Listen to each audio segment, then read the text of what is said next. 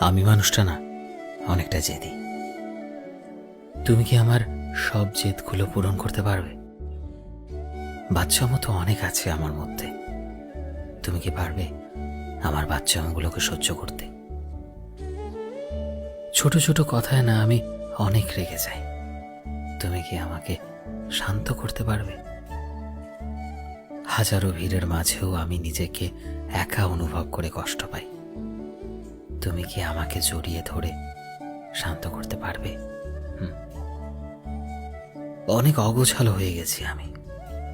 তুমি আবারও আমায় গুছিয়ে নিতে পারবে? আমি না মানুষটা পাথর হয়ে গেছি।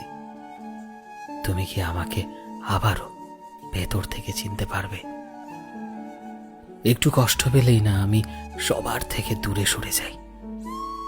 তুমি কি সেই সময় সবাইকে ছেড়ে আমার কাছে আসতে পারবে? আমার একাকিত্বের সময়গুলোতে আমার পাশে এসে দাঁড়াবে?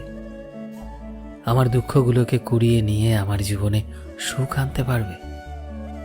নিজের কষ্টগুলোকে আমার সাথে শেয়ার করতে পারবে?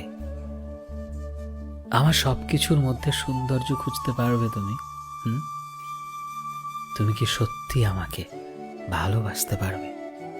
বলো। এমন অনেক প্রশ্নই আমার মাথায় ঘুরপাক খায় সর্বদা।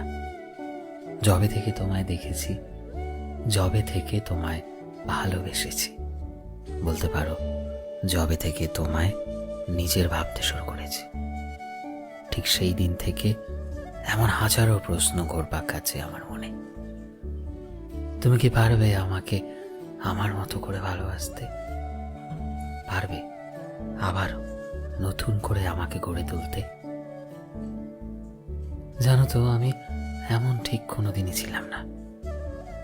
হয়তো পরিস্থিতি, কিংবা হয়তো কোনো আঘাত, হয়তো অন্য কিছু। আমি ঠিক জানি না কি আমাকে এতটা এফেক্ট করেছে, বাট আমি এটা জানি যে তুমি হয়তো পারবে আমাকে আবার আগের আমিতে ফিরিয়ে নিতে। কি পারবে তো?